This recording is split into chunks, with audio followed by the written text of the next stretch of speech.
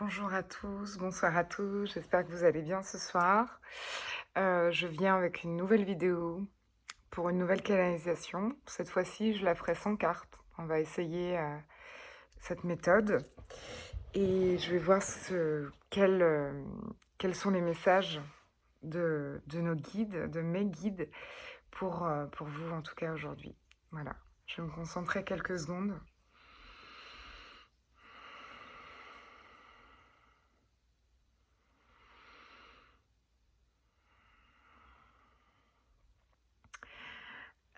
Mes guides me disent que la dernière fois, on avait parlé de télépathie et qu'il est temps d'avoir la suite de la vidéo. Je ne sais pas si vous avez essayé la semaine dernière ou en tout cas la dernière vidéo de faire ce test, de penser très fort à quelqu'un afin de lui transmettre son énergie, une énergie qui va être très puissante. Plus on va se concentrer, si vous avez l'habitude de faire de la méditation, ça va vous aider à être encore plus concentré et à envoyer vraiment un message. Euh, et cette énergie qu'on envoie à l'autre, cette énergie d'amour, évidemment, imaginez bien que si ça fonctionne pour des énergies d'amour, c'est que ça fonctionne aussi pour des énergies négatives.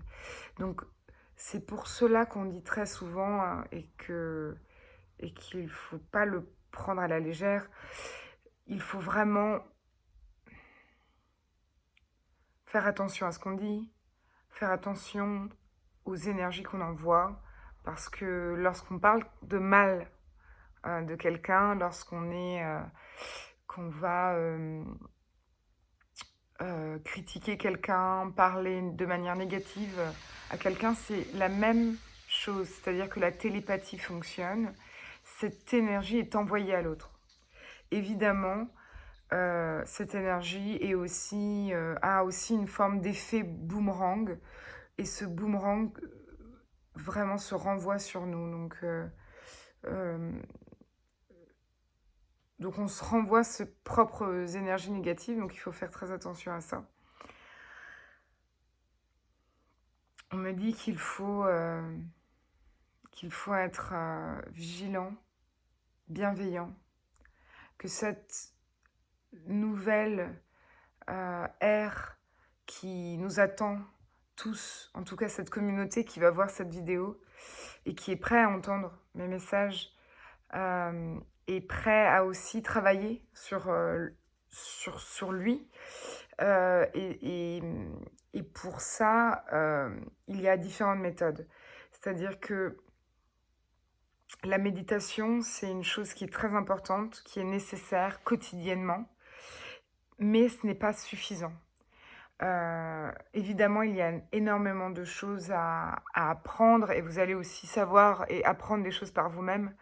Mais en ce qui concerne les méthodes de guérison et de savoir immuable, les sciences dont je parlais la dernière fois, dont on va aborder quelques sujets apparemment, euh, sont des, sont des méthodes qui vont vous permettre aussi de vous soigner vous-même. Voilà. Qui vont vous permettre de vous soigner vous-même, qui vont vous permettre de changer votre taux vibratoire, et cela par différentes prières. Euh, donc la télépathie, elle fonctionne évidemment pour les humains, pour les animaux, aussi pour les entités négatives et positives. Donc nous, évidemment, on va se concentrer sur les entités positives, les anges, archanges, euh, énergie christique, euh, finalement, toute forme de puissance céleste positive, en fait, quelle qu'elle soit. Donc vous pouvez choisir si vous avez un dieu ou une déesse ou une énergie de la nature à contacter. Ça fonctionne. Cette méthode, en fait, c'est une forme de télépathie, mais elle est liée à la prière.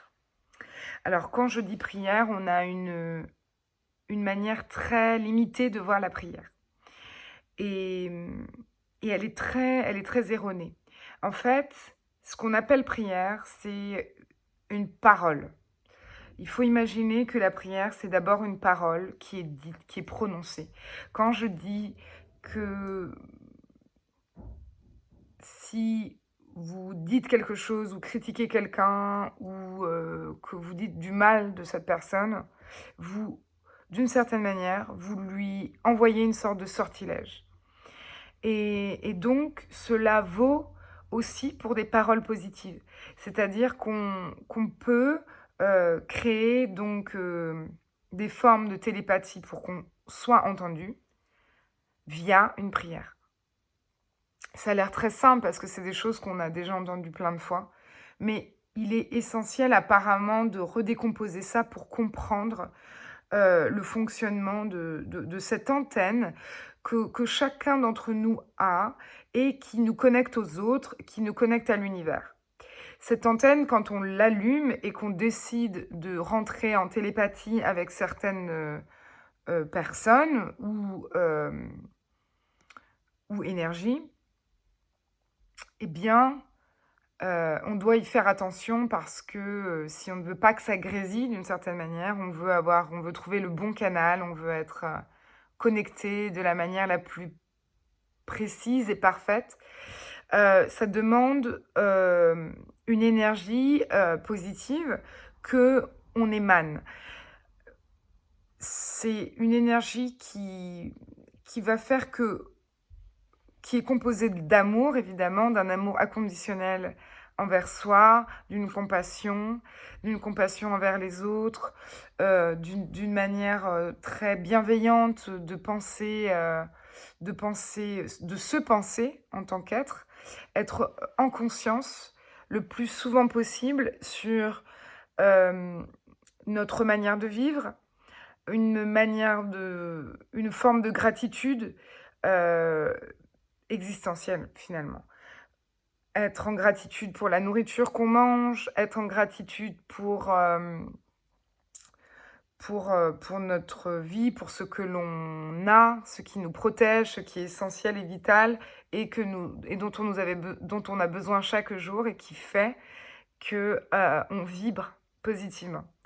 Donc ces, ces énergies télépathiques finalement qui nous amènent à appeler certaines autres énergies ou, euh, ou autres euh, peuvent se faire via la parole, d'une certaine manière. On peut le faire via la pensée, comme je l'avais dit la dernière fois, pendant un moment de méditation, mais via la parole, il y a aussi donc cette forme d'incantation, de prière, qui nous permet d'officialiser d'une certaine manière quelque chose. Cette prière, elle n'est pas obsolète comme on l'imagine et comme on l'a toujours un petit peu envisagé. La prière, elle est donc, comme je l'ai dit, une parole. Elle peut très bien être une parole très simple, c'est-à-dire que quand on discute avec quelqu'un, on dit «Ah, je rêverais trop d'aller au Maroc». Ça, c'est une prière. C'est déjà une prière. Quand on parle avec notre âme, en fait, il y a aussi une forme de sincérité, d'une honnêteté, une sorte de pureté dans notre parole, une manière très, très honnête, très simple, et surtout avec un taux vibratoire positif et élevé. C'est-à-dire que la plupart des gens prient en pleurant, en suppliant. Les gens prient parce qu'ils sont désespérés, en fait. Alors que la prière devrait exister aussi, alors, dès finalement notre conscience, dès que nous sommes conscients de nous-mêmes. Et finalement, lorsque les gens prient en pleurant ou en étant dans des énergies négatives, en fait, ils attirent l'énergie négative. le boomerang fait le même effet qu'avec la télépathie, que finalement nous répercute cette énergie négative qu'on envoie, cette énergie de tristesse, de douleur. Donc, évidemment, la prière a une puissance différente si elle est prononcée dans une positivité. Donc, c'est pour ça que je dis, par exemple, quand on parle à une amie, qu'on est hyper contente et qu'on est là, ah, j'aimerais trop retourner au Maroc, ou ah, j'aimerais trop faire ça, c'était tellement bien, j'aimerais vraiment le refaire. Eh bien, là, on envoie une énergie positive et puissante qui devient une prière. Donc la prière, c'est la base finalement d'un quotidien, de petits rituels qu'on peut faire aussi pendant la pleine lune. On y reviendra, il y a déjà aussi plein de vidéos qui ont été faites là-dessus. Moi, je ne crois pas que ce soit mon rôle à ce stade. Il me semble que vraiment, là, pour cette question, en tout cas de la prière, il s'agit de bien prier. Il s'agit d'être en bonne condition pour finalement demander, oser demander, et pour oser demander et ne pas être aussi dans une sorte de gêne, hein, comme on pourrait l'être vis-à-vis de quelqu'un qu'on n'appelle jamais, puis un jour on l'appelle parce qu'on a besoin de lui. Eh bien, de la même manière, pour ne pas se sentir gêné de demander ou d'être en prière, déjà, c'est quelque chose de légitime parce que, euh, parce que, euh, parce que nous sommes une partie du grand tout, donc on a accès à tout ce que l'univers offre, donc ça nous est dû, mais ça se réalisera si plus on va être connecté à notre âme, à notre véritable âme et la vérité de notre être le plus profond, une forme de conscience de soi qui fait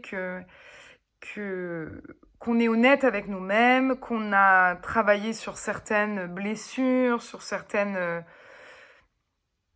douleurs, sur notre ego. On y reviendra évidemment dans d'autres vidéos et petit à petit pour vraiment travailler point par point toutes ces choses. Mais finalement, même si on n'a pas encore travaillé tout ça, on peut déjà demander à l'univers de nous aider à trouver le chemin de, bah, de cette guérison, nous aider à voilà, donc se soigner, de trouver la paix intérieure, comment parler à mon âme, et donc le faire avec une énergie positive qui, qui nous met dans une joie aussi, qui nous met dans un entrain, euh, dans une énergie très puissante qui va avoir un effet qui décuple finalement la demande. Et ensuite, cette prière peut se faire de manière très simple. Il s'agit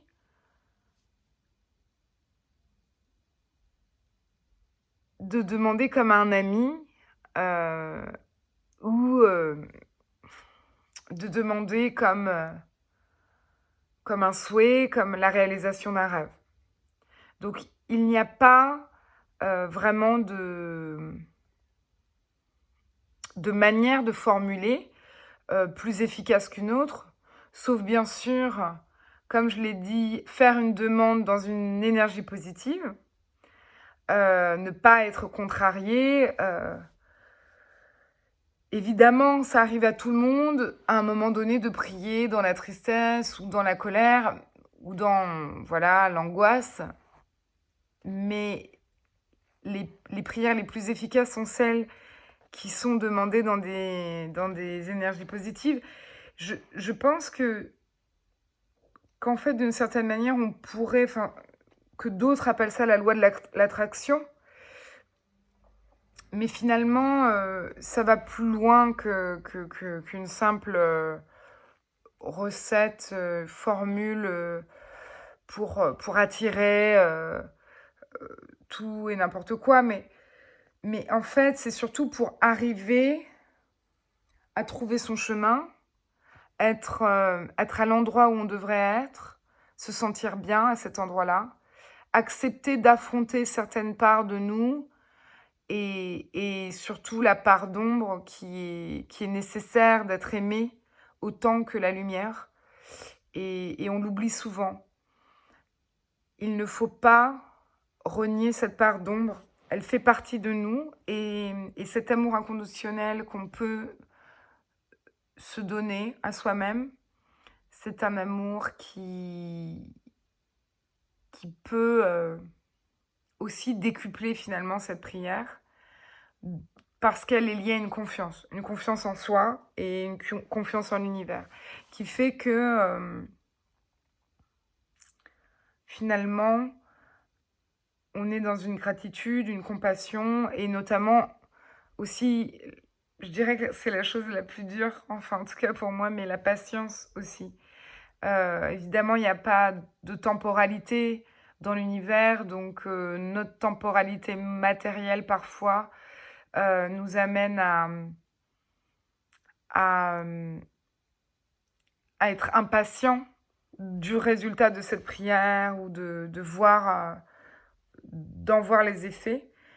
Mais je dirais que le premier exercice, la première manière de se faire tester par l'univers, à savoir si on va pouvoir accéder à nos prières, c'est la patience. Une forme de sagesse et surtout, euh, la chose la plus importante, c'est que la gratitude va venir. L'impatience peut annuler la gratitude. Donc en fait, cette gratitude doit donc cette gratitude doit être alimentée par une patience et une confiance en l'univers qui nous fait dire que ça arrivera au moment parfait dans notre existence et que ce moment, on ne l'attend pas parce que on vit dans le présent. Voilà, ce sera tout pour ce soir. Ça fait déjà beaucoup d'informations. J'espère que vous allez aimer cette vidéo. Vous pouvez vous abonner sur ma chaîne Temple of Love. Et j'espère vous voir bientôt pour une nouvelle vidéo où je vais développer toutes ces questions-là, petit à petit, en essayant d'être le plus clair possible. Et surtout pour que vous puissiez appliquer euh, toutes ces... tous ces petits conseils que je pourrais vous donner voilà, dans votre vie quotidienne pour améliorer votre énergie, pour être plus proche de l'être que vous devez être sur cette terre. Et ensemble, on pourra avancer. Voilà, merci, au revoir.